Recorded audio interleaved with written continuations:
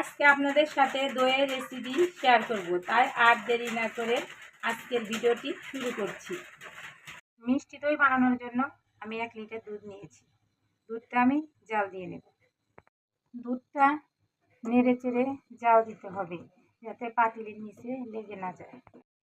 1 litre দুধ 700 গ্রাম করে নেব, জাল দিয়ে ঘন করে নিতে হবে।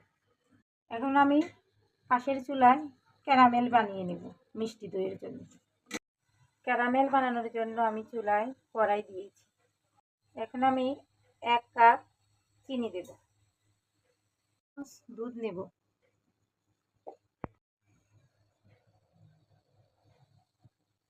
ক্যারামেলের বানানোর জন্য দিয়ে দেব। যতক্ষণ লাল হবে না ততক্ষণ নাড়তে থাকবে। দুধ জালটা হয়ে গেছে, আমার ঘন হয়ে গেছে অনেকটাই। দেখেন কত সুন্দর ঘন হয়েছে। ক্যারামেল করা হয়ে গেছে, দেখেন অনেকটাই লাল হয়ে গেছে। এখন আমি দুধটা দিয়ে দেব ক্যারামেলের ভিতরে।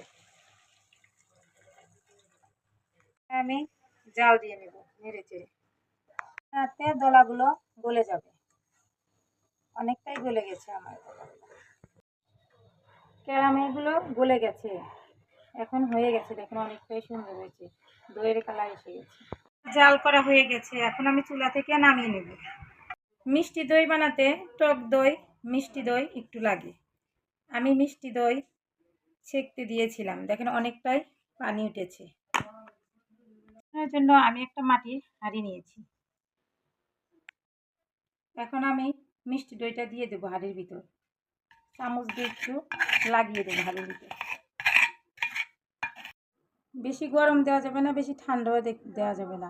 আপনি আঙ্গুল ডুবিয়ে দেখতে হবে কেমন গরম আছে। আঙ্গুল যেরকম সহ্য হয় তাহলে মনে করবেন এখন দিতে হবে। আমি দইয়ের কুটির ভিতর ঢেলে দেব। এখন আমি হ্যান্ড মিক্সার দিয়ে মিক্সড করে নেব। মিক্সার করা হয়ে গেছে, অনেকটাই ফেনা উঠেছে দেখেন। আমি ঢেকে দেব একটা পলিথিন দিয়ে। একটা আমি প্লেট দেব পলিথিনের উপরে, কম্বল দিয়ে ঢেকে দেব। আপনারা নাড়াচাড়া করা যাবে না, নাড়াচাড়া করলে দই জমবে না। আমি 12 ঘন্টা রেস্টে রেখে দেব। আপনারা রাতে বানাবেন, সারা রাত রেস্টে রেখে দেব। এখন আপনাদের দই খুলে দেখাবো।